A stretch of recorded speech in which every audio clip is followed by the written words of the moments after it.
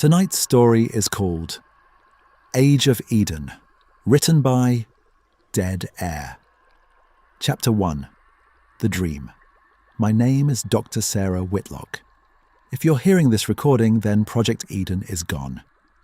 Most people believe the Age of Eden began the day the first dinosaur opened its eyes. They're wrong. It began years earlier with a dream. And dreams, I have learned, are dangerous things.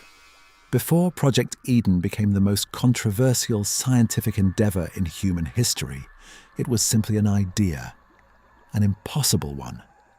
The man responsible for it was Dr. Kenneth Voss. By the time I met Kenneth, he was already one of the most respected geneticists alive. Scientists admired him. Investors wanted to stand beside him. Governments wanted access to him. But he never carried himself like a man who'd earned any of that. He wasn't chasing fame or money. He believed simply and completely that humanity owed something to the things it had destroyed. I remember one of his earliest interviews. A reporter asked him why dinosaurs. Why spend decades and billions trying to resurrect creatures gone for 66 million years, when there were 1,000 more practical uses for that kind of money and mind? Kenneth smiled, not like a man selling an idea, like a man who'd waited his whole life for someone to finally ask. Extinction should not have the final word, he said. Most people laughed. Kenneth never did.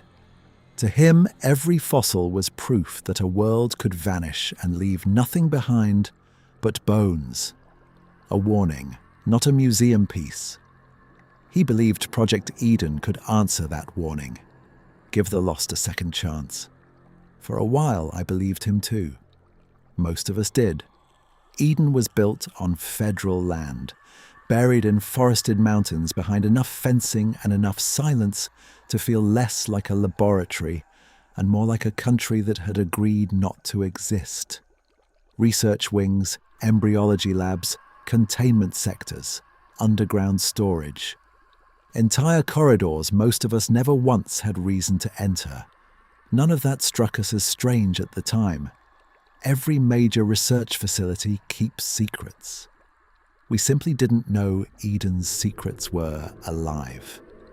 Hundreds of us worked there, drawn from every corner of the world, because we believed, genuinely believed, we were about to witness the moment humanity finally created something instead of erasing it.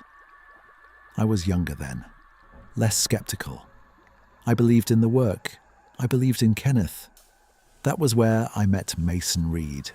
Mason was a security systems engineer, surveillance networks, containment infrastructure, the kind of doors most people hope never to think about. He wasn't a scientist, but he spent more time around us than most of us spent around each other. He was funny in the nervous way of someone hiding real intelligence behind bad jokes. And he spilled coffee constantly, and still insisted on carrying 3 cups at once out of what I can only describe as principle. The first time he dropped all 3 in the main corridor, he stared at the wreckage like it had personally betrayed him. I asked if he'd meant to do that.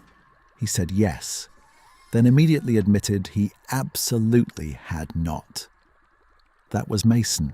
He made Eden feel human, in a place that was steadily forgetting how. One of my earliest disasters is the reason I built my badge. I'd lost 3 months of behavioral data to a server crash, and Kenneth found me staring at the frozen recovery screen like it might apologize. He laughed, not because it was funny, but because Kenneth had a gift for making catastrophe feel temporary. And then he handed me a spare clearance card prototype. Keep copies, he told me. Always. I modified it myself eventually. To anyone else, it looked like an ordinary badge. Inside was an encrypted storage chip, a personal backup, small enough to overlook, exactly the way I liked it. I used to joke that computers lie. Years later, that little badge would be one of the only reasons the truth survived at all. There was another man present from the beginning, Director Han. Most people have never heard his name. That was never an accident. Kenneth was the face of Project Eden. Han preferred the dark behind the cameras, approving budgets, restricting access, rarely speaking, always present. I took him for an executive, cold, private, difficult. It took years for me to understand that Han was never funding Project Eden. He was waiting for it to become useful. The first time I felt something was wrong, I was walking past an upper conference room after hours and heard Kenneth and Han arguing behind the door. I only caught pieces.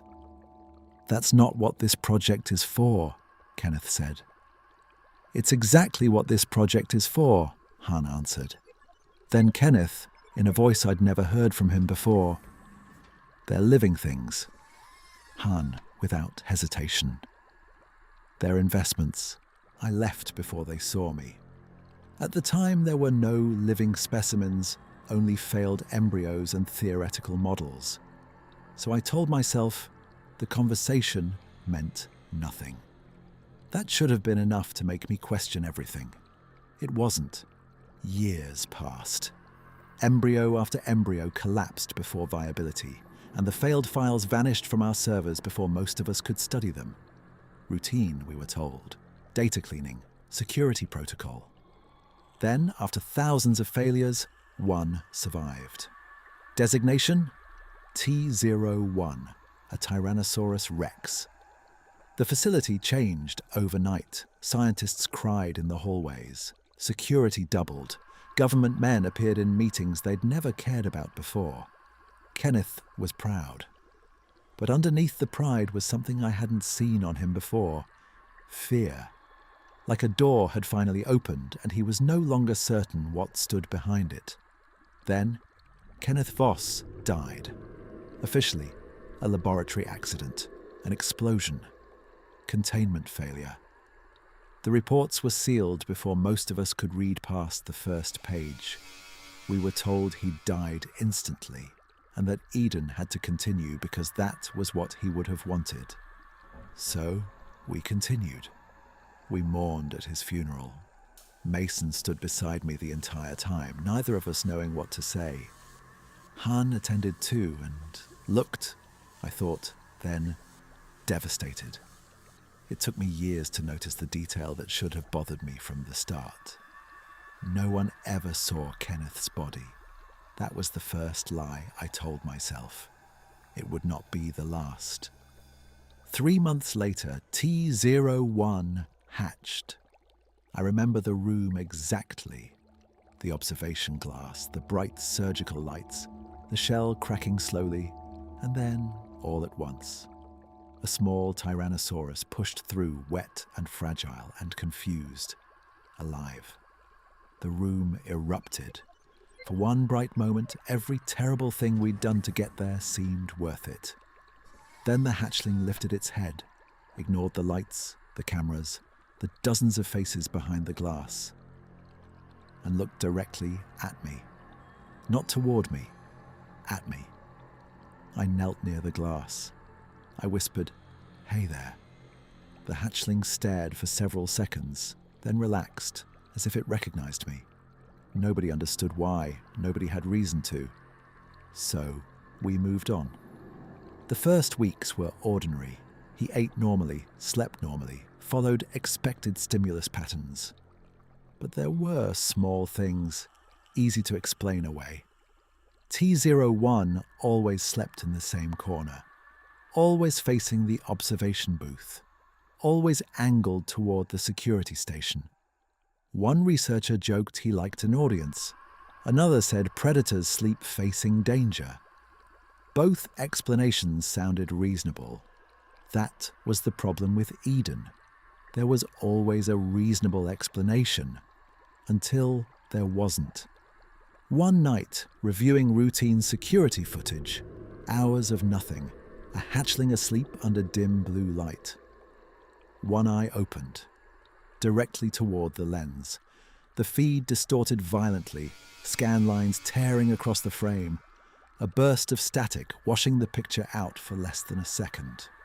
When it cleared, T01 was asleep again, exactly as before.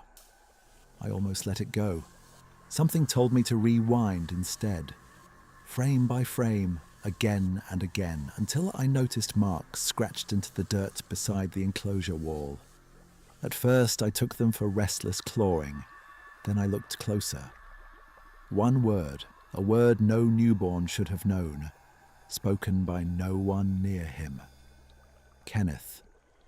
I sat with that for a long time, telling myself it was coincidence, that grief makes patterns out of nothing, that Eden was still under control. None of that was true. It was not the first sign that T01 was different, only the first sign we could finally read. And by the time we understood what he was trying to tell us, it was already far too late. Chapter 2. What the Blocks Remembered. After the Kenneth incident, that was what I called it in my notes because it sounded cleaner that way, less impossible, I stopped sleeping well. Unidentified markings discovered near enclosure wall, possible pattern recognition, further observation required. That was the language we used at Eden whenever something frightened us. We made it clinical. We made it distant. We turned fear into documentation, and for a while, that was enough. T01 grew fast, faster than our models predicted. Within a year, he'd outgrown the nursery enclosure. By his second, he'd moved to primary containment, and people had stopped leaning close to the glass and started, without quite realizing it, stepping back. Even then, he was beautiful. People forget that part. Terrifying, yes. But every movement carried a kind of weight. Every breath fogged the glass on cold mornings. His eyes weren't the flat, empty things people expect from a predator. They watched, they studied. Most of the staff mistook that for animal intelligence. I did too. At first, and the longer I watched him, the more I noticed something else. Something in the proportion of his skull, in the set of his eyes that a predator's face has no business having. It was easy to miss if you only glanced.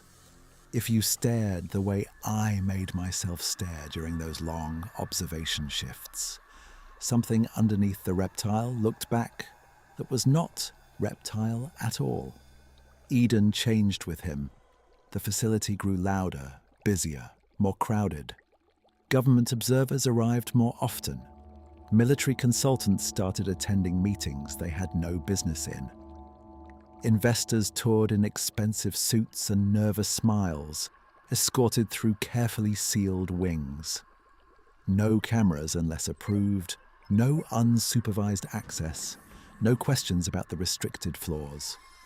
To the public, Eden was still a restoration project, a miracle of science. Inside, it felt like something being slowly locked. Kenneth would have hated it. I thought that often. I never said it out loud. Mason did once.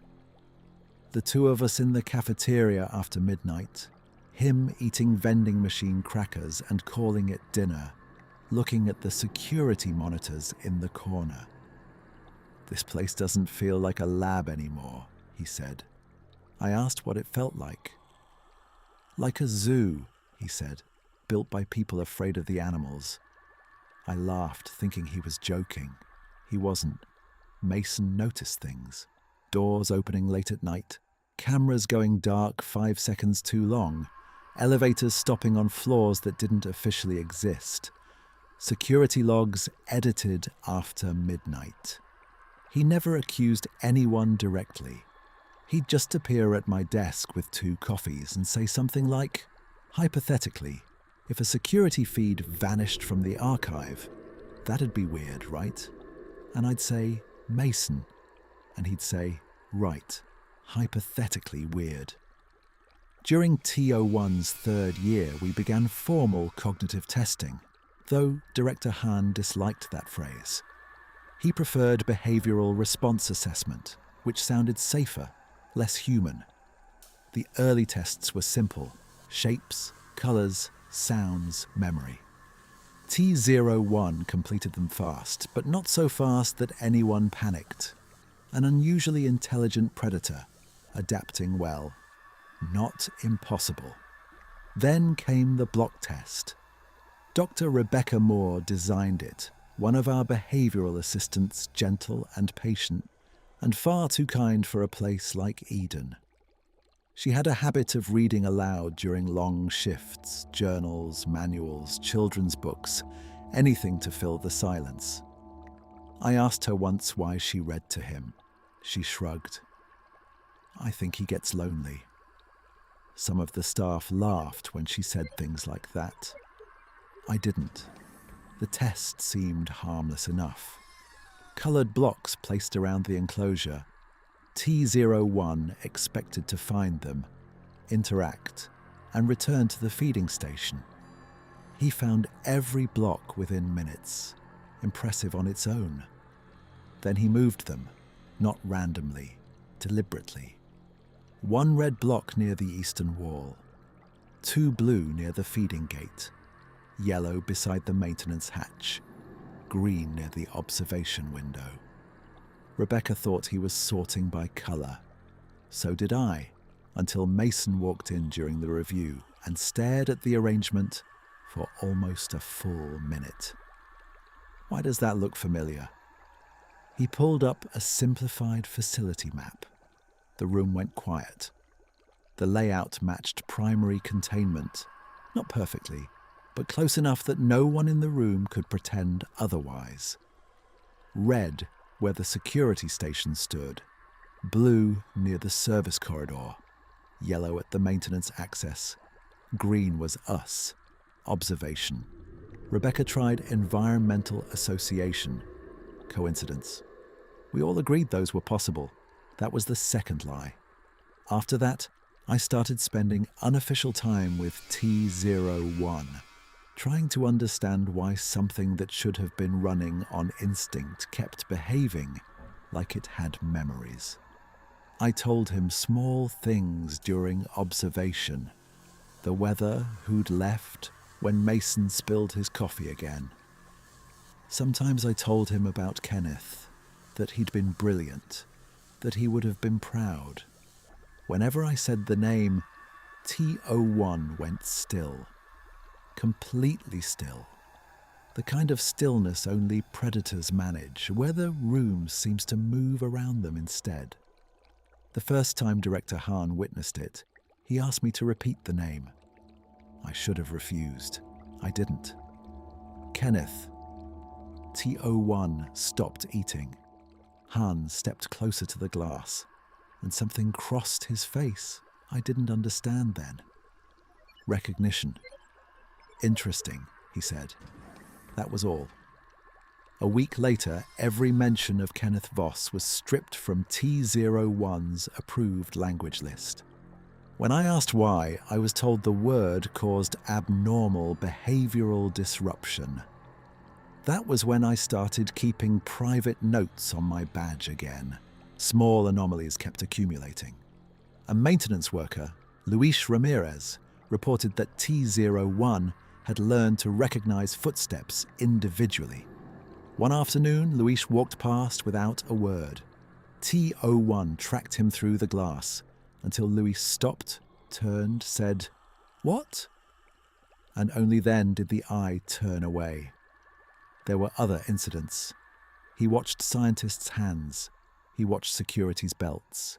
He watched Mason's access card so closely that Mason once, without a word, turned the badge face inward against his hip. Towan's eye followed the movement exactly. Neither of us said anything after that. By year 4, TO1 had grown too large for close contact work, though there'd never been a violent incident beyond expected predatory response.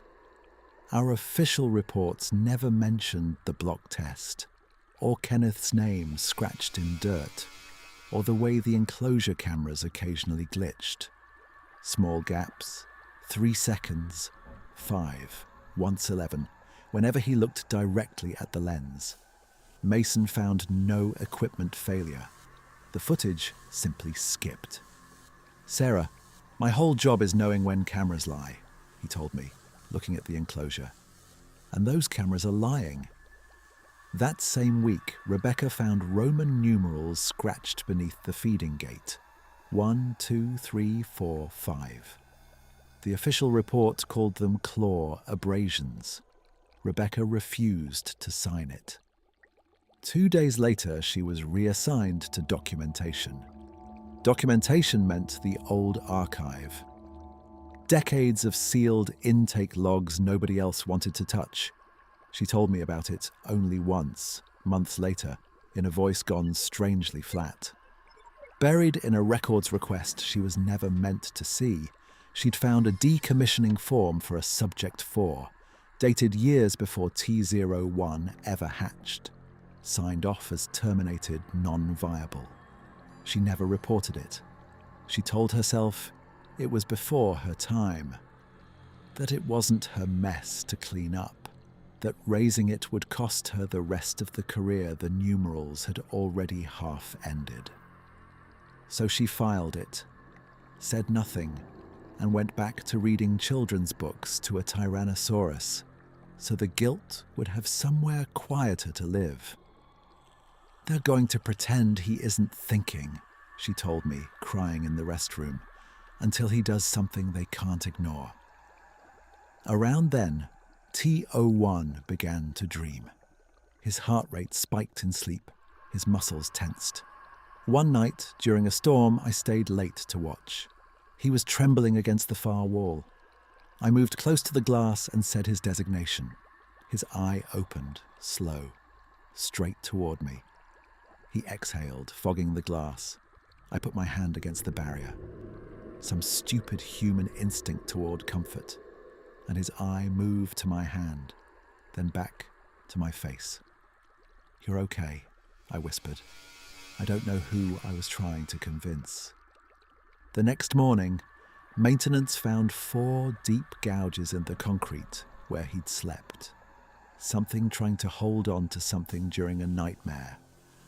The first voice came weeks later, after midnight, during another storm. Most of the facility had shifted to low-power mode. Mason had dropped off a decaf and left. I sat alone in Observation Room B.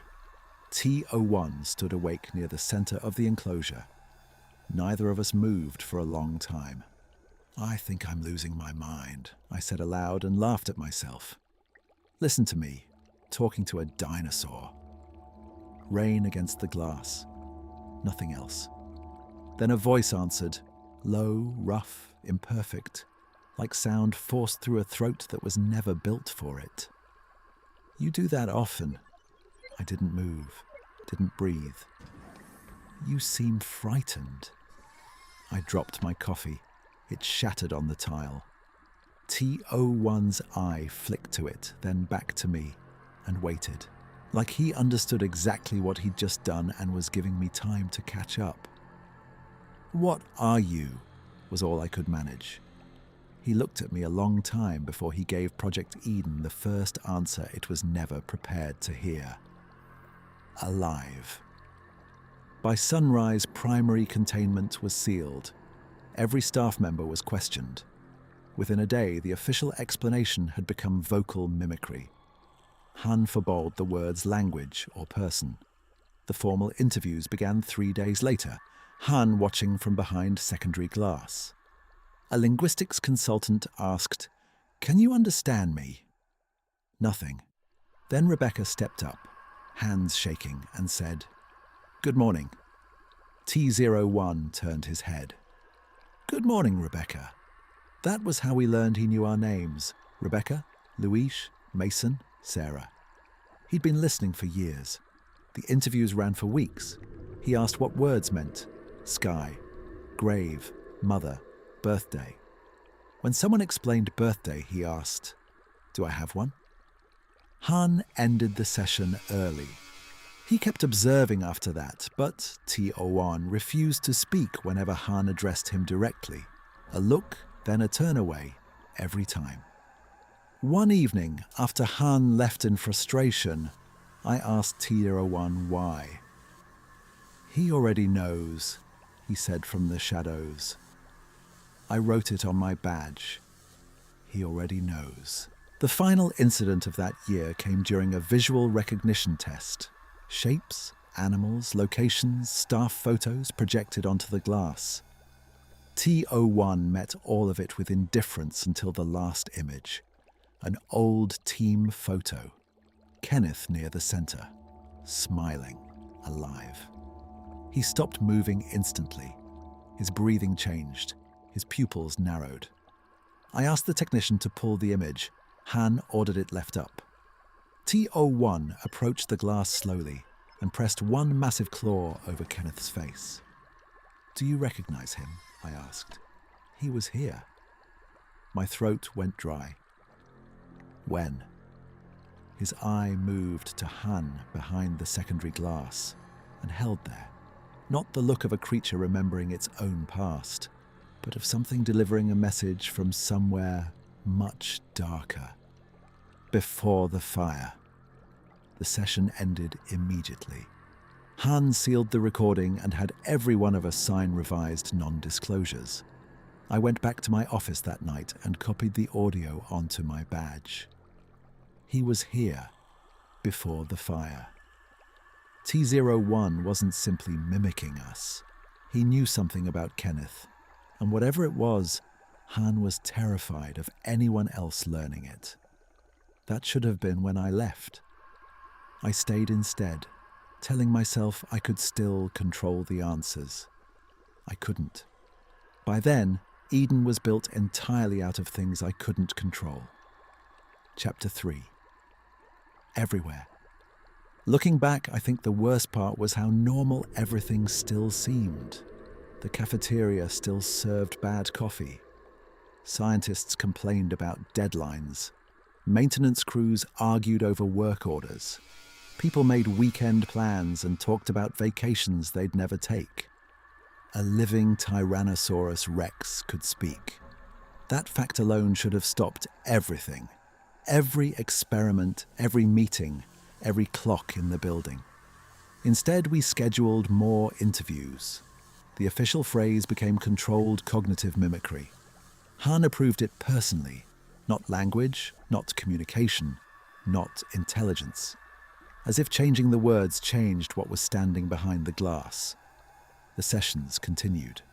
At first, T01 seemed curious, almost childlike. What is snow? Why do humans celebrate birthdays? Why do people cry when someone dies? What is music? What is a nightmare? Every answer created more discomfort than the question that prompted it. One afternoon, a researcher played a recording of a violin concerto during observation. T01 sat perfectly still through the whole performance. When it ended, nobody spoke. Then he asked, "Why does it hurt?" Nobody understood. The researcher asked him to explain. T01 looked toward the speakers, then toward the glass. It feels like remembering something. The session ended. No one knew what to write in the report.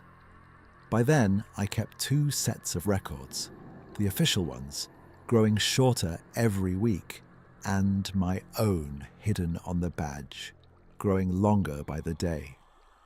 One evening, reviewing footage after most of the facility had gone home, Mason appeared in my doorway with 2 coffees. I never heard him coming. I think he liked it that way. He set one on my desk. I took a sip. Decaf. Again. "You're doing it again," he said, nodding at my monitor. "I'm researching." "You're obsessing professionally," I laughed. He smiled, then it faded. That happened more often lately. He glanced at the door before lowering his voice. Have you noticed security changes? What kind? There are elevators moving at night. I stared. What? There are elevators moving at night, he said again, slower. Why does that matter? The problem isn't that they're moving. He leaned closer. The problem is where. There are no records for the destination floor. Neither of us spoke for a while. Then I laughed because it sounded ridiculous. He didn't. He'd checked 3 times, he said, and hadn't reported it. Why not? His answer came faster than I expected. Because somebody already knows. That was the first time I felt real fear. Not because of what he said, but because of how quickly he said it. Like he'd already been carrying it a long time. The next morning, I started searching archived records myself. Small inconsistencies at first. Employees transferred with no documentation. Departments quietly renamed. Storage sectors reassigned. Access logs with gaps. Always explainable, until they weren't. The first real discrepancy was Dr. Angela Ruiz. Embryology, early Eden years, loud and funny and universally liked. Records showed her transferred to another project 8 years earlier. I couldn't find the project. No location, no department, no contact. As if she'd simply stopped existing. I pulled more names. Michael Patel, David Brooks, Evelyn Hart. Dozens, all transferred, all reassigned, all with nothing behind the paperwork. I showed the list to Mason. His face changed the moment he saw David Brooks's name. I fixed his badge reader, he said, 3 years ago. He tapped the name again. David Brooks never transferred. A pause. He disappeared. Neither of us spoke. There was only one question left. If they hadn't transferred, where had they gone? A week later, I asked T01 carefully if he remembered people who'd left. He tilted his head. People who left? Yes. He looked through the glass a long time. They did not leave. I asked what he meant. He looked away and the conversation ended, which had become common. T01 never lied as far as I could tell, but he stopped speaking the moment a question turned dangerous, as though he understood consequences better than the rest of us did. Rebecca had begun changing too. I found her alone in Observation Room C one evening. No clipboard, no reports, just watching him through the glass. "Do you think he's lonely?" she asked. I should have laughed. Instead, I felt the same question settle over me, because I'd been wondering it myself for weeks. "He spends all day surrounded by people," she said, "and he always looks alone." Neither of us had an answer. T01 wasn't behaving like an animal, or a machine, or an experiment. He was behaving like a person trapped inside something none of us understood. And that realization frightened me more than anything he'd ever said. The first time he mentioned Kenneth on his own was 17 days later. I remember the number because I wrote it down 3 separate times. A routine session, memory, pattern recognition, environmental response, until he looked at me and asked, "Why do you still talk about him?" The room went silent. Every researcher froze. I asked who he meant. Kenneth. I asked how he knew that name. For the first time since learning language, T01 looked uncomfortable. His breathing changed. His posture shifted. His eyes lowered. "I hear it." "Where?" "Everywhere." The session ended immediately. Han sealed the recording. That had become the pattern. The more important something was, the faster it disappeared. A few days later, I found the first hidden file. Not Project Lazarus, not yet. Just a fragment buried inside a decommissioned server archive. A folder with exactly 3 items: a corrupted audio file, a damaged personnel roster, and a document labeled Project L. No description. Nothing but a single letter. The audio was almost entirely destroyed. Tape hiss and digital distortions swallowing most of it. But one fragment survived. Subject 3 is speaking again. Keep recording. He's asking where the others went. I listened to it 20 times. Subject 3. Not T01, not T02. 3. Older, earlier.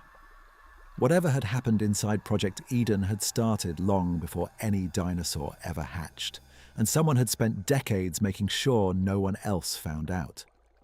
By then, I'd stopped looking for answers. I was gathering evidence, and someone had started watching me back. The signs were subtle. Files already open when I hadn't opened them. Search histories gone.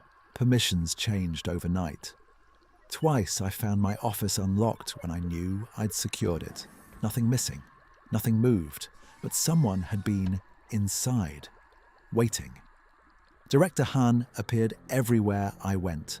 Hallways, observation rooms, meeting spaces, always smiling, always asking harmless questions. How are your interviews progressing, Dr. Whitlock? Finding anything interesting? How is T01 responding lately? The questions sounded innocent. The timing never was. One evening, after a particularly uncomfortable exchange, Mason asked me something that would eventually change everything. What happens if you're right? I asked what he meant. He looked towards the containment wing. What happens if somebody already knows exactly what he is? I didn't answer, because deep down, I was starting to suspect the same thing. And if it was true, then Project Eden was never about bringing dinosaurs back. It was about something else entirely.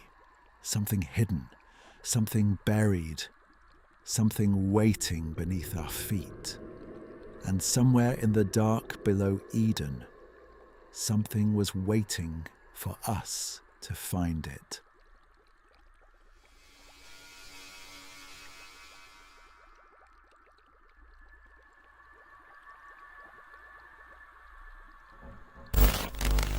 Hope you enjoyed another dark story from Dead Air.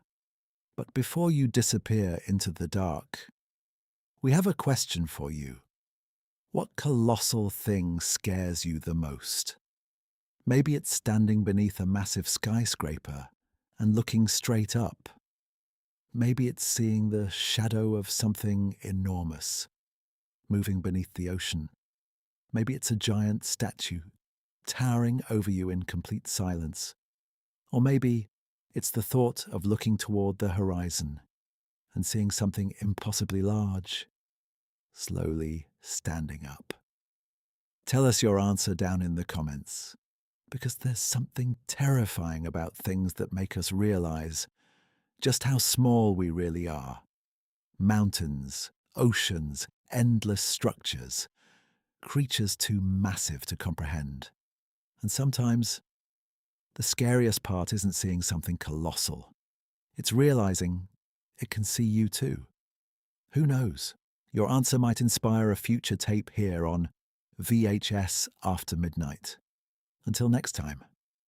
If something on the horizon looks too big to be real, pray it stays on the horizon